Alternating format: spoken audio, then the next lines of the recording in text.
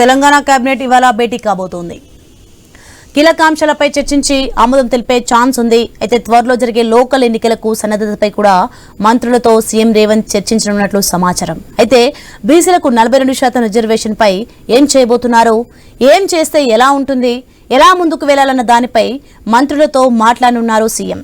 ఇక హైకోర్టు విధించిన గడువు సెప్టెంబర్ 30 వరకే ఉండడం కూడా ఇబ్బందికరంగా ఉందన్న వాదన కూడా వినిపిస్తోంది. అయితే ఇప్పట్లో 42% రిజర్వేషన్ సాధ్యపడినప్పుడు ఎలాంటి నిర్ణయం తీసుకోవాలన్న దానిపై చర్చించేందుకు మరింత సమయం కావాల్సి ఉంటుంది. దీనికి సెప్టెంబర్ 30 వరకు ఉన్న గడువును మరింత పెంచేందుకు కోర్టుకు ఉన్న అవకాశాలను పరిశీలించాలని ప్రభుత్వం కోర్టును కోరే ఛాన్స్ ఉంది.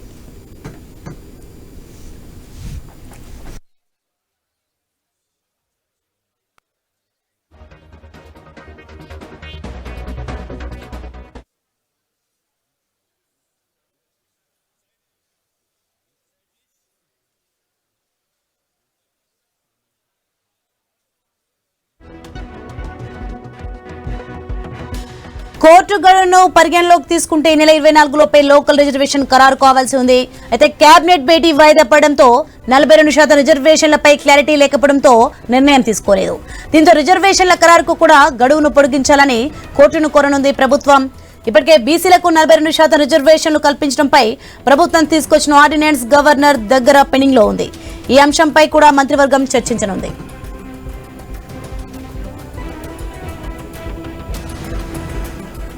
ఇదే అంశానికి సంబంధించి మరింత సమాచారం మా ఇన్పుట్ శ్రీకాంత్ లైవ్ లో అందించే సిద్ధంగా ఉన్నారు. శ్రీకాంత్, ఇప్పటికే 42% రిజర్వేషన్ పై ఢిల్లీలో కూడా ఇంటి గ్రూప్ ఎంపీలకు పవర్ ప్రెజెంటేషన్ ఇచ్చారు రేవంత్. రైట్, గా దీనికి సంబంధించిన డీటెయిల్స్ ఏంటి? Sony, good afternoon. Telangana cabinet సమావేశం మధ్యాహ్నం 2ంటికి మొదలు కాబోతోంది. ముఖ్యమంత్రి రేవంత్ రెడ్డి అధ్యక్షతన కేబినెట్ సమావేశం జరగబోతోంది. ఇట్లా నేపథ్యంలో అంటే ప్రభుత్వం చెప్పినట్టు ప్రతి 15 రోజులకు ఒకసారి కేబినెట్ సమావేశం నిర్వహిస్తామని ఏదైతే ఒక ప్రపోజల్ పెట్టడం జరిగిందో, ఒక మాట ఇవ్వడం జరిగిందో, ఆ లెక్క ప్రకారమే పాలన పరంగా ప్రభుత్వ విధానాల పరంగా ఎప్పటికప్పుడు చర్చించడానికి 6 గ్యారెంటీల అమలుకు సంబంధించినటువంటి అంశాలే కానీ ప్రస్తుత పరిస్థితులకు సంబంధించి ఎప్పటికప్పుడు నిర్ణయించుకోవడానికి కేబినెట్ సమావేశాలు ఏర్పాటు చేస్తున్నారు. 2 గంటలకు కేబినెట్ సమావేశం కాబోతోంది. గతంలో కూడా రైతులకు సంబంధించి కానీ, రైతు రుణమాఫీకి సంబంధించి, రైతు భరోసాకు సంబంధించి చాలా అంశాలకు సంబంధించి కేబినెట్ సమావేశాల్లో నిర్ణయించడం జరిగింది, తీర్మానాలు చేయడం జరిగింది, ఆ తర్వాత చెప్పడం కూడా జరిగింది. ఈసారి జరగబోయేటువంటి దాంట్లో ప్రధానమైనటువంటి ఎజెండాలు కూడా కనిపిస్తున్నాయి. దాంట్లో అసెంబ్లీ అంటే ఈ వర్షాకాల అసెంబ్లీ సమావేశాల తేదీలకు సంబంధించినటువంటి ఒక అంశాన్ని కూడా ప్రధానంగా తీసుకురాబోతున్నారు. ఇంకా దీనికి సంబంధించి 6 గ్యారెంటీలకు సంబంధించి కానీ, మహిళలకు సంబంధించినటువంటి పథకాలు ఏవైతున్నాయో వాటికి సంబంధించినటువంటి అంశాలు కానీ, మోర్ ఓవర్ కొన్ని బీసీ రిజర్వేషన్ సంబంధించినటువంటి అంశాలు ఏవైతున్నాయో వీటిపైన కూడా ఈ కేబినెట్ సమావేశంలో నిర్ణయించేటువంటి అవకాశాలు అయితే కనిపిస్తున్నాయి. మరింత సమాచారం తెలుసుకుందాం. మా కరెస్పాండెంట్ స్వామి కూడా అందుబాటులో ఉన్నారు. స్వామి, గుడ్ ఆఫ్టర్నూన్. స్వామి, ప్రధానంగా కేబినెట్ సమావేశంలో ఏ అంశాలు ఈ రోజు టేబుల్ పైన ఉండేటువంటి అవకాశాలు ఉన్నాయి, ఏ అంశాలపైన చర్చలు జరిగేటువంటి అవకాశాలు ఉన్నాయి స్వామి? శ్రీకాంత్, ఈరోజు రాష్ట్ర కేబినెట్ సమావేశం మధ్యాహ్నం 2 గంటల తర్వాత ఒకవైపు ప్రారంభం కాబోతుంది. పలు కీలక అంశాలు కూడా ఈరోజు చర్చకు వస్తాయని చెప్పేసి కూడా అంతా భావిస్తున్నారు. లోకల్ బాడీ విషయంలో రాష్ట్ర ప్రభుత్వం ఏం చేయాలని మల్లగుల్లాలు పడుతుంది. 42% రిజర్వేషన్ హామీ ఇచ్చింది. మరోవైపు రాష్ట్ర అసెంబ్లీలో ఆమోదించిన 2 బిల్లులు గవర్నర్ వద్ద పెండింగ్ ఉన్నాయి. లీగల్ ఒపీనియన్ కోసం వెయిట్ చేస్తారు. రీసెంట్ గానే ఒకవైపు 2018 చట్ట సవరణ చేసి ఆర్డినెన్స్ ఇచ్చినట్టు రాష్ట్ర ప్రభుత్వం, అది కూడా గవర్నర్ వద్దకు వెళ్ళింది. గవర్నర్ దాన్ని అటార్నీ జనరల్ ఒకవైపు అడ్వైజ్ కోసం ఢిల్లీకి పంపించారు. మొత్తం ప్రక్రియ అంతా కూడా రాజ్భవన్ లోనే ముడిపడి ఉండడంతో రాష్ట్ర ప్రభుత్వం ఏం చేయాలని సంబంధించి ఇదే విషయంలో మల్లగుల్లాలు పడుతుంది. మరోవైపు సెప్టెంబర్ 30వ తేదీలోపు లోకల్ బాడీ ఎలక్షన్స్ ప్రక్రియనంతా కూడా కంప్లీట్ చేయాలని చెప్పేసి రాష్ట్ర హైకోర్టు ఇప్పటికే ఆదేశాలు ఇచ్చింది. ఈ ఆదేశాల మేరకు ఒకవైపు రాష్ట్ర ఎలక్షన్ కమిషన్ సంబంధించి ఎన్నికల సంఘం పనిచేస్తూ ముందుకు పోతుంది. ఒకవైపు ఓటర్ల జాబితా సవరణకు సంబంధించినటువంటి విషయంలో కావచ్చు, లోకల్లో ఉన్న రిజర్వేషన్ ఖరారు చేయాల్సిన విషయంలో కావచ్చు, ఈ నెల 25వ తేదీ లోపే రిజర్వేషన్లు స్థానిక సంస్థల రిజర్వేషన్లు ఖరారు చేసి ప్రకటించాలని చెప్పేసి రాష్ట్ర హైకోర్టు ఇప్పటికే సూచించింది. కానీ ఇప్పటివరకు అది ఎలాంటి ప్రకటన రాలేదు. ఈ రోజు కేబినెట్ లో చర్చించిన తర్వాత ప్రకటిస్తారని చెప్పేసి కూడా అంటున్నారు. మరోవైపు కులగణనకు సంబంధించినటువంటి ఏదైతే ఎంపరికల్ డాటా ఉందో దాన్ని కూడా కేబినెట్ లో పెట్టి ఆమోదించి ఒక్కొక్క ఏ కులాలకు సంబంధించినటువంటి రాజకీయ, ఆర్థిక, సామాజిక అయితే స్వామి ఇక్కడ కేబినెట్ నిర్ణయం తర్వాత కేబినెట్ సమావేశం తర్వాత రాష్ట్రంలో ఎన్నికల సంఘం పూర్తి స్థాయిలో షెడ్యూల్ తో ముందుకు పోయేటువంటి అవకాశాలు ఉన్నాయి. బట్ ఇట్లా నేపథ్యంలో మళ్ళీ ఆల్రెడీ కోర్టు గడువు డేట్ ఇచ్చింది కాబట్టి ఆ రిజర్వేషన్లు కూడా కేటాయించాలి, నెల రోజుల సమయం ఇవ్వడం జరిగింది. సో ఈ సమావేశం తర్వాత మళ్ళీ కోర్టుకి ఏమైనా వెళ్ళేటువంటి అవకాశాలు ఉంటాయా? ప్రభుత్వ నిర్ణయాన్ని ఎట్లా చూడొచ్చు? అంటే రాష్ట్ర ప్రభుత్వం ఇప్పటికే రిజర్వేషన్ల ఖరారుకు సంబంధించి ఆర్డినెన్స్ తీసుకొచ్చింది కాబట్టి అది ఖరారు తర్వాత ఎలక్షన్స్కి వెళ్ళాలని చెప్పేసి ప్రతిపక్షాలు ప్రభుత్వం పైన గట్టి ఒత్తిడి తీసుకొస్తున్న నేపథ్యంలో ప్రభుత్వం ఇప్పుడు ఇరుకున పడింది. ఇప్పుడు పాత రిజర్వేషన్తో ముందుకు వెళ్ళడమా లేకపోతే ఉన్న రిజర్వేషన్ ని కంటిన్యూ చేయడమా అనేది కూడా వాళ్ళకంతా కూడా ఇప్పుడు ఒక సందిగ్ధ పరిస్థితి ఏర్పడింది.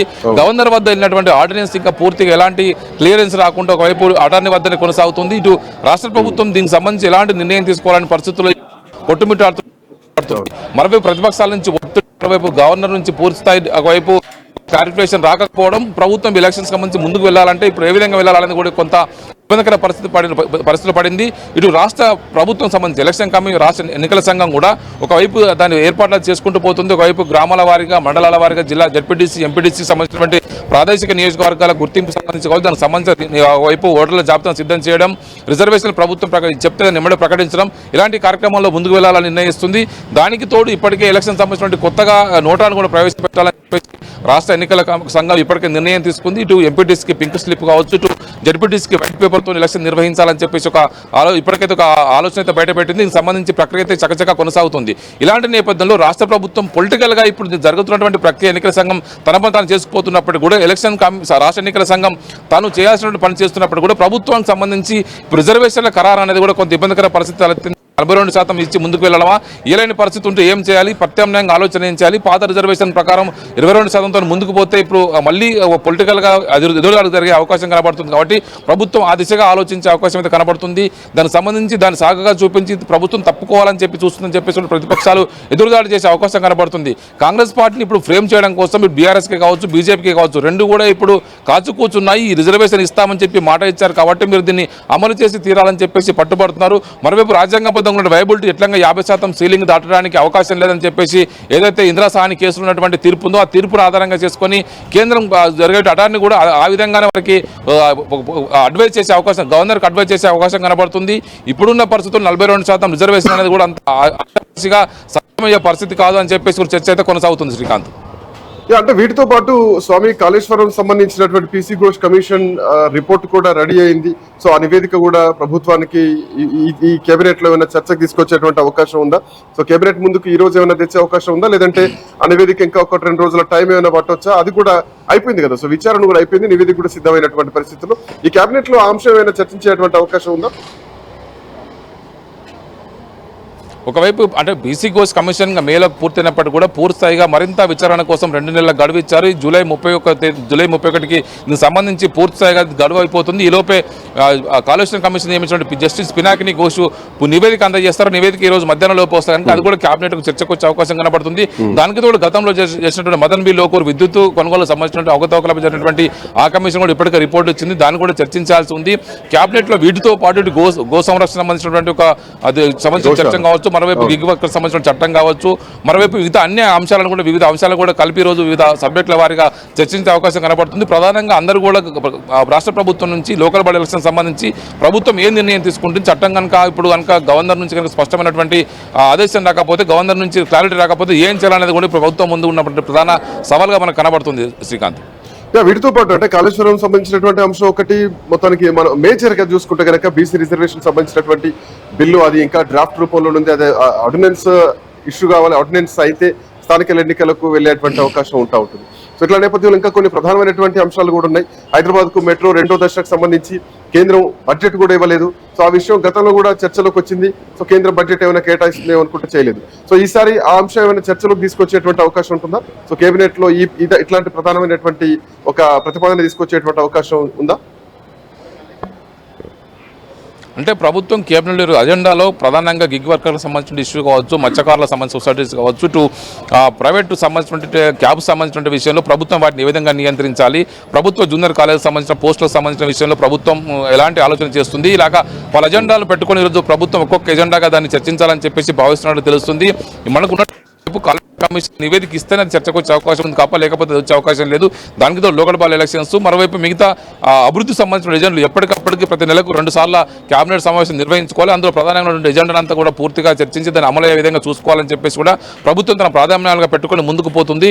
ఇప్పుడు రీసెంట్గానే ఇప్పుడు 42% రిజర్వేషన్ సంబంధించి దేశవ్యాప్తంగా దీన్ని ఒక 50% సీలింగ్ గోడల్ని బద్దలు కొట్టాలని కాంగ్రెస్ పార్టీ ఏదైతే ఇప్పటికే ప్రచారం చేస్తుందో పార్టీ అగ్రనాయకులు రాహుల్ గాంధీ ఆలోచన మేరకు రాష్ట్ర ప్రభుత్వం ప్రయత్నం చేస్తుంది. ఇప్పటికే అందుకు అనుగుణంగానే రాష్ట్రంలో కులగణన పూర్తి చేసింది, ఎంపరికల్ డాటాను సిద్ధం చేసింది, ప్రత్యేక కమిషన్ వేసి జనాభాకు సంబంధించిన కులగణన పూర్తి చేసింది.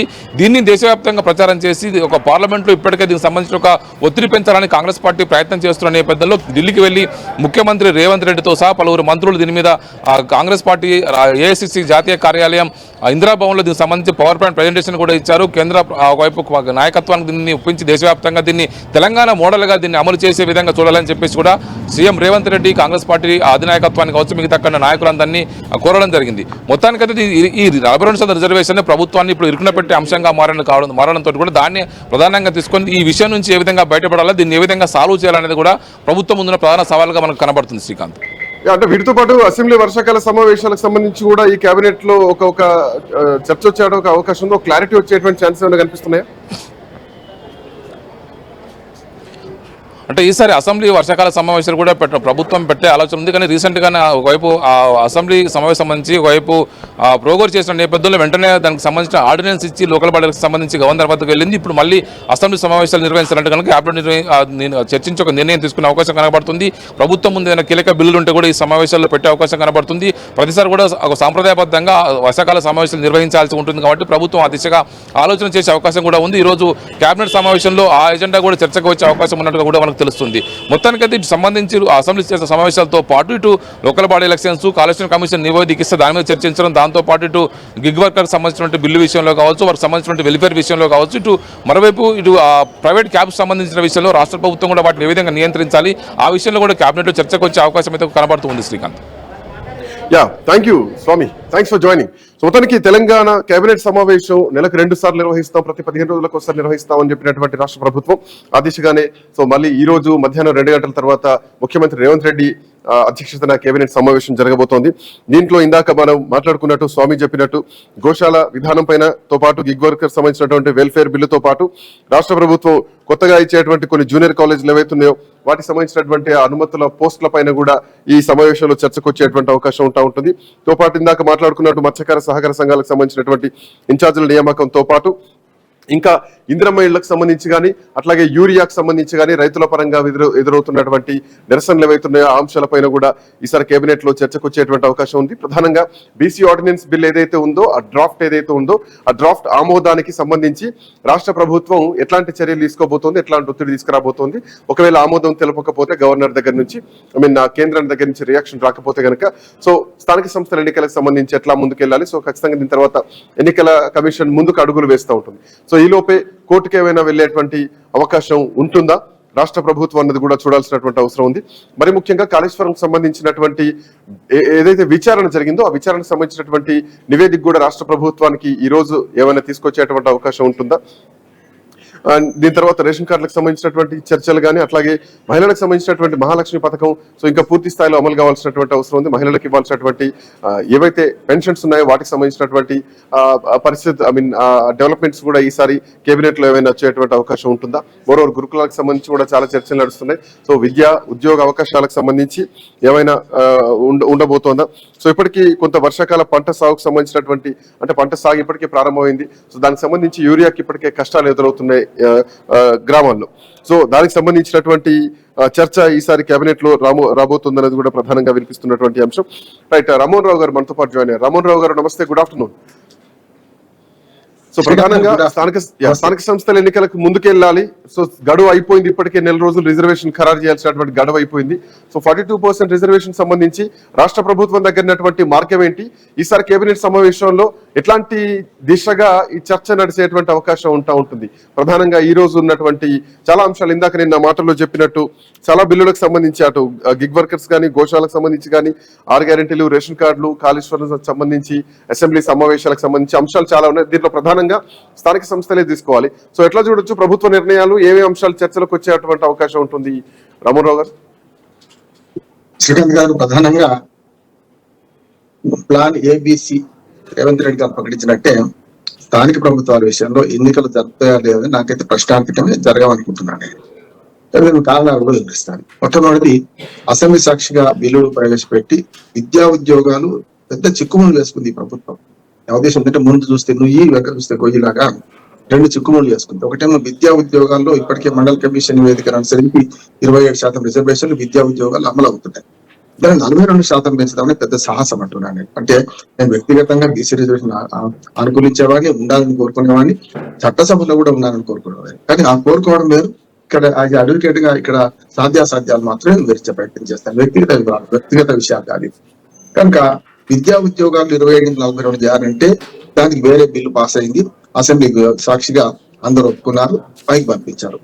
దాంతోపాటు బీసీ కమిషన్ లెక్కలు బీసీ లెక్క చేసిన దాని ప్రకారం 42% స్థానిక ప్రభుత్వాలకు కూడా ఇస్తామని చెప్పి ఈ ప్రభుత్వం ఒప్పుకున్నది. అసెంబ్లీ తీర్మానం చేసి పైకి పంపించింది. ఈ రెండు తీర్మానాలు ఆమోదించేది లేదు. మీ బీసీ కులగణనే తప్పు, బీసీలను విభజించి మతపరంగా విభజించారు, హిందూ బీసీలు ముస్లిం బీసీలు అని చెప్పి ఇది సరైనది కాదు. గతంలో బీసీల్లో ముస్లిం బీసీలు కూడా ఉన్నారు, కానీ దూదేకుల ఇతర చాకలి మంగళ వృత్తుల్లో ముస్లింలు ఉండేవారు. వాళ్ళు ఆల్రెడీ బీసీలు ఇదివరకే ఉన్నారు. కొత్తగా ఉన్న 12.5% బీసీలో మన ముస్లింలను 10% పైగా మళ్ళీ బీసీలు చేరిస్తే మిగిలిన ఎవరు ఓఎస్సీలు మనకు మన ఇతర ముస్లింలు ఓసీ ముస్లింలు కూడా ఇందులో చేరే అవకాశం ఉంది. ముస్లింలకు 10% రిజర్వేషన్ వల్ల బీసీలకు అన్యాయం జరుగుతుంది, మేము ఆమోదించేది లేదని చెప్పి బీజేపీ ఇప్పటికే ప్రకటించింది. అది ఇప్పుడంతలా అసలు పార్లమెంట్ లో ప్రవేశపెట్టి దాన్ని మళ్ళీ 9 షెడ్యూల్ చేర్చడం సాధ్యం కాని విషయం. నెంబర్ 1 ఆప్షన్ పోయింది. రెండో, ఈ ఆర్డినెన్స్ ఇచ్చేసాం, మన పాలాభిషేకాలు రకరకాల అభిషేకాలు చేసుకున్న బీసీలు కూడా పాపం అంటే ఇళ్ళకి కాగానే పండుగ అనుకున్నారు, కుటుంబం అంటే పండుగ అనుకున్నారు. దాంతో అన్ని రకాల సన్మానాలు కూడా అనుకున్నారు. కానీ అది కూడా సాధ్యమయ్యే పని కాదు. నేను మొదటి నుంచి చెప్తున్నాను, గతంలో తమిళనాడు ఇదే రకంగా బీసీల గురించి రిజర్వేషన్ 50% దాటి పెంచితే దాన్ని ఆమోదించే ఆర్డినెన్స్ విడుదల చేసినప్పుడు 2 సార్లు హైకోర్టు కొట్టేసింది, తమిళనాడు హైకోర్టు. దాంతో పివి నరసింహారావు హయాంలో వాళ్ళు చేసింది ఏంటంటే ఈ రిజర్వేషన్లను చేర్చుకుంటూ దాన్ని 9వ షెడ్యూల్ చేర్చారు. దానివల్ల అక్కడ బతికిపోయారు. కానీ మన దగ్గర 9వ షెడ్యూల్ చేర్చాలంటే అది సాధ్యం కాదు. ఆర్డినెన్స్ కూడా ఒకవేళ విడుదల చేసినా కొట్టేస్తారు. ఇక ప్లాన్ సి ఉంది, ఏబి 2 పోయినాయి కనుక సిలో పార్టీయే 42% రిజర్వేషన్ ఇవ్వడం బీసీలకు స్థానిక ప్రభుత్వాల ఎన్నికల్లో. 42% రిజర్వేషన్ ఇస్తా అనుకున్నా కూడా పార్టీ పరంగా ఇవ్వగలుగుతారు, కానీ చట్టపరంగా అయితే 22% అది పరిమితంగా కావాల్సి వస్తుంది. ఎందుకంటే స్థానిక ప్రభుత్వాలు ఇప్పటికే 18% ఎస్సీలకు ఉన్నది చట్టబద్ధంగా, 10% ఎస్టీలకు ఉన్నది. ఆ 28 పోగానే మిగతా 50% ఇవి ఇచ్చేది ఉంటుంది. అంటే కేసీఆర్ గారు గతంలో కానీ 2013లోనే ఉమ్మడి రాష్ట్ర హైకోర్టు అన్నది ఏంటంటే ఇది మీకు చివరి అవకాశం ఇస్తున్నాను, నోటిఫికేషన్ విడుదలైంది కనుక నోటిఫికేషన్ విడుదలైన తర్వాత జోక్యం చేసుకోవద్దు కనుక మీకు చివరి అవకాశం ఇస్తున్నాను ఆమె కిరణ్ కుమార్ రెడ్డి ప్రభుత్వానికి హెచ్చరిక చేస్తూ 2013లో 60.5% రిజర్వేషన్ ఉంది. అప్పుడు అన్ని కలిపి స్థానిక ప్రభుత్వాలు అమలు చేసింది. కానీ ఆ తర్వాత 2018-19లో ఇదే తెలంగాణ రాష్ట్ర ప్రభుత్వం కోర్టుకు పోతే మీ గతంలోనే ఉమ్మడి ఆంధ్రప్రదేశ్ హైకోర్టు ఇచ్చింది. అప్పటికి 2 హైకోర్టులు ఇక్కడే నడుస్తుండే మనకు తెలంగాణ హైదరాబాద్ లో. కనుక మీకు ఇచ్చే అవకాశం లేదు, మీరు పరిమితం కావాల్సిందంటే ఆనాడు 22% బీసీలో పరిమితం అయింది. ఇప్పుడు దాన్ని దాటిపోతామనే ఏది వాగ్దానం ఉందో అది ఇప్పుడు కూడా పార్టీ పరంగా రిజర్వేషన్ వీళ్ళు అమలు చేద్దాం అనుకుంటే కూడా మిగతా పార్టీలు ఇవ్వాలనే నమ్మకం ఉంది. హామీ మీది, ఆచరణ మాదే అంటారు కదా. కనుక రేపు చట్టబద్ధంగా 22% సీట్లలో బీసీలే పోటీ చేస్తారు, వేరే వర్గాలు ఎవరు పోటీ చేయడానికి వీళ్ళు. కానీ మిగతా 10% 20% ఉందో అదనంగా కాంగ్రెస్ పార్టీ ఇస్తే ఆ కాంగ్రెస్ పార్టీ ఇచ్చిన ఎవరైనా పోటీ చేయొచ్చు. చట్టబద్ధంగా అక్కడ రిస్ట్రిక్షన్ ఏం లేదు కనుక ఓసీ చేయొచ్చు. ఎవరైనా మనకు ఓసీ ఒక బీసీ చేసినప్పుడు ఎవరు గెలుస్తారు మనం చూస్తున్నాం కదా. అందుకని అంగబలం అర్థబలం ఉన్న ఓసీలు పెట్టుకుంటారు. కనుక ఇచ్చినట్టు మిగతా పార్టీలు కూడా ఇవ్వాలన్నటువంటి రూల్ ఏం లేదు. సో మళ్ళీ ఎటు తిరిగి మళ్ళీ 2018 పంచాయతీ చట్టం ప్రకారమే అఫ్ కోర్స్ కమిషన్ ముందు పోతుంది, ఈసీ కూడా అదే విధానంగా వెళ్తుంది, ఎన్నికలు కూడా జరిగే పద్ధతి కూడా అట్లాగే వెళ్తుంది. ఎందుకంటే ఇప్పటికీ 42% రిజర్వేషన్ బిల్లు అటార్నీ జనరల్ కేంద్రానికి పంపించడం జరిగింది గవర్నర్. సో తర్వాత ఏం పరిస్థితులు, plan A, plan B, plan సిలో పార్టీ పరంగా నిర్ణయాలు తీసుకుంటే ఇందాక మీరు అన్నట్టు అంగబలం అర్ధబలం ఉన్న వాళ్ళు మిగతా కమ్యూనిటీస్ లో ఉంటారు. బట్ ఆ పార్టీలు కూడా అదే పద్ధతిలో టికెట్లు ఇస్తాయా? ఈ ప్రభుత్వమైన అఖిలపక్షంగా కూర్చోబెట్టి అఖిలపక్ష సమావేశంలో ఏమైనా మాట్లాడేటువంటి అవకాశం ఉంటుందా? సో ఎట్లా ముందుకెళ్ళాలి అన్నది ఎట్లాంటి నిర్ణయం తీసుకునే అవకాశాలు ఉంటాయి? రెండు ఉన్నాయి. ఇప్పుడు బీసీల భుజాలకు తుపాకులు పెట్టి అన్ని పార్టీలు నాటకం. ఉదాహరణకి ఏమో 42% డిక్లరేషన్ మేము కామన్ డిక్లరేషన్ అమలు చేస్తామని ఆ సాహసంగా చేసిండ్రు. అది ఆ సాధ్యం కాదు అని తెలిసి కూడా వాళ్ళు చేసిండ్రు. దాని కారణం అధికారంలోకి వచ్చినప్పుడు చూసుకున్నది అన్నారు. అలవి గారి హామీ కూడా అట్లాగే ఇచ్చారు ఈ కాంగ్రెస్ పార్టీ. కనుక వాళ్ళు అదే రకంగా చేస్తున్నారు. బీజేపీ ఏం చేసింది, అసెంబ్లీ సాక్షిగానేమో బీసీ రిజర్వేషన్ 42% పెంచుకోవడానికి అనుమతి ఇస్తున్నాం అని తీర్మానం చేస్తాం. అసెంబ్లీ సాక్షి ఏకగ్రీవ తీర్మానం ఎక్కడ చేసినా అక్కడ పోయి సన్నాయి నొక్కుతున్నారు. బీఆర్ఎస్ ఎట్లా తమను నష్టపరిచింది కాంగ్రెస్ బీజేపీ ఆరోపణలు చేసి మేము ఎట్లా గతంలో ఇవ్వలేకపోయినా ఇవి ఎట్లీస్ట్ చూస్తామని వాళ్ళు చూస్తున్నారు. ఛాలెంజ్ ఎమోషనల్ బ్లాక్ మెయిల్ రకంగా చెప్పండి బీసీలో కాకుండా అన్ని పార్టీలు చేస్తున్నాయి అందరినీ కూడా. ఒక మాట చెప్తాను, Congress party emotional blackmail చూస్తే మేమన్నా మీరు ఇవ్వండి అంటున్నారు, మేము ఎందుకు ఇస్తామని వీళ్ళు అంటారు కదా. రెండవది ఏంటంటే హామీ వాళ్ళది కదా, చేస్తామన్నారు. అసాధ్యమైన హామీ సుసాధ్యం చేస్తామన్నారు కదా.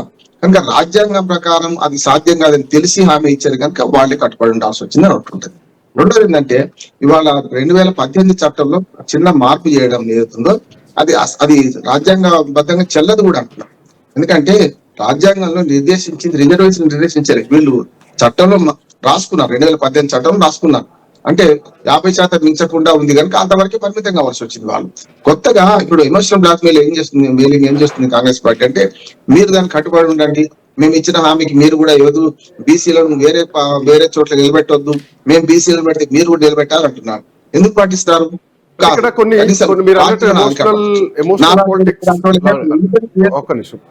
ఒకటి మేము ఇస్తున్నాం మీరు కూడా ఇవ్వండి అన్న ప్రపోజల్ పెడతారా అన్నది ఒకటైతే కనుక, దీని మీద గవర్నర్ ఇంకా పూర్తి స్థాయిలో రిజల్ట్ రాలేదు, ఆర్డినెన్స్ రాలేదు, ఎన్నికలకు సమయం దగ్గర పడుతుంది, కోర్టుకు వెళ్తారా లేదా అన్నది ఒక ప్రశ్నతో పాటు ముఖ్యమంత్రి మొన్న ఒక మాట అన్నారు, దీని మీద ఏ బీసీ సంఘాలు కూడా కోర్టుకు వెళ్లకుండా మీరే చూసుకోవాలి అని చెప్పేసి అంటున్నారు. సో ఎన్నికలు గతంలో జరిగినట్టుగా జరిగితే ప్రభుత్వం ఫెయిల్ అయినట్టు స్పష్టంగా కనిపిస్తుంది.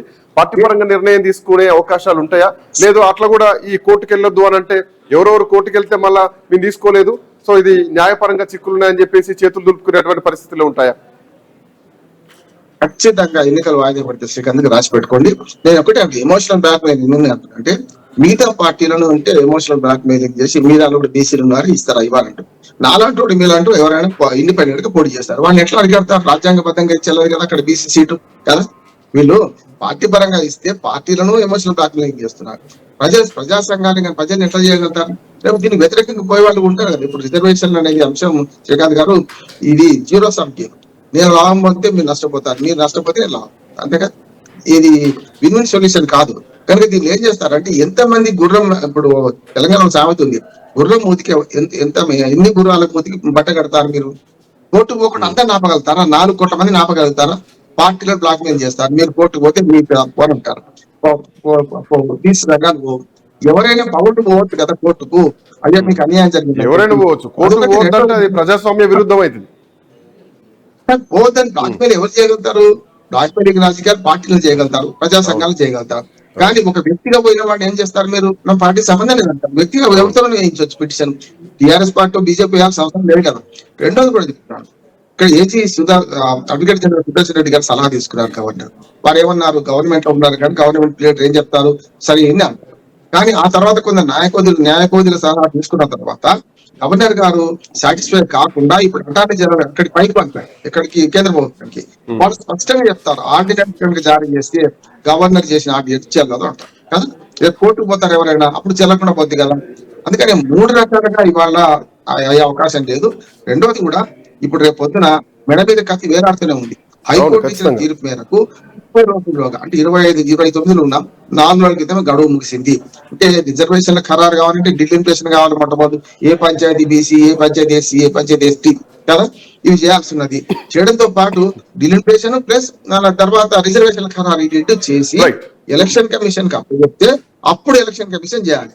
ఇప్పుడు మెడ మీద కత్తేది 4 రోజులు అయిపోయింది, ఇది చేయలేదు వీళ్ళు. ఇది చేయకపోయినా టైం వాళ్ళు అడుగుతారు కనుక కోర్టుకు పోతారు. మళ్ళీ అక్టోబర్ నవంబర్ వరకు వాయిదా పడే అవకాశం అయితే ఉందని నేను అనుకుంటున్నాను. రైట్, చూద్దాం. థ్యాంక్ యూ రామారావు గారు, థ్యాంక్స్ ఫర్ జాయినింగ్. సో స్థానిక సంస్థల ఎన్నికలు ఇక వాయిదా వేసేటువంటి పరిస్థితులు ఉన్నాయా? కోర్టుకు వెళ్లే అవకాశాలు స్పష్టంగా కనిపిస్తున్నాయా? సో ఇప్పటికే గవర్నర్ జిష్ణుదేవ్ శర్మ ఈ ఆర్డినెన్స్ ని న్యాయ సలహాల కోసం కేంద్రానికి పంపించడం జరిగింది. సో ఆ తర్వాత బిల్లు ఎట్లా ఉండబోతుందో దానికి సంబంధించినటువంటి ఈసీకి మళ్ళీ కోర్టుకు వెళ్ళబోతుందా? ఎన్నికలు జరపాలంటే కనుక ఒక రిజర్వేషన్లు ఖరారైతే ఖరారయ్యేటువంటి పరిస్థితులు మాత్రం కనిపించడం లేదు. సో ఎన్నికల పరిస్థితి ఏమిటి, స్థానిక సంస్థల ఎన్నికల్లో ఎట్లా ముందుకెళ్లాలి అన్నటువంటి ఉద్దేశం చర్చ మాత్రం ఈ రోజు కేబినెట్ లో జరగబోతోంది. ఇప్పటికే అటార్నీ జనరల్ కు పంపించినటువంటి నేపథ్యంలో తర్వాత తలెత్తబోయేటువంటి పరిస్థితుల పైన ఈ రోజు ప్రధానంగా కేబినెట్ లో చర్చ జరగబోతోంది. వీటితో పాటు బీసీ ఆర్డినెన్స్ తో పాటు అటు కాళేశ్వరం సంబంధించినటువంటి రిపోర్ట్ ని కూడా ఈ కేబినెట్ సమావేశంలో చర్చించేటువంటి అవకాశాలు అయితే కనిపిస్తున్నాయి. మిగతా రేషన్ కార్డులు కానీ, గోశాలలు కానీ, అట్ సేమ్ టైం హైదరాబాద్ కు రానున్నటువంటి మెట్రో సెకండ్ ఫేజ్ సంబంధించినటువంటి చర్చతో పాటు ఇంకా కొన్ని జూనియర్ కాలేజీలో, ప్రభుత్వ జూనియర్ కాలేజీలో స్టాఫ్ నియామకం, లెక్చరర్స్ నియామకం, వాటికి సంబంధించి కొన్ని ప్రభుత్వ ఉద్యోగాలకు సంబంధించినటువంటి చర్చ కూడా ఈసారి కేబినెట్ లో తీసుకొచ్చేటువంటి అవకాశాలు అయితే కనిపిస్తున్నాయి.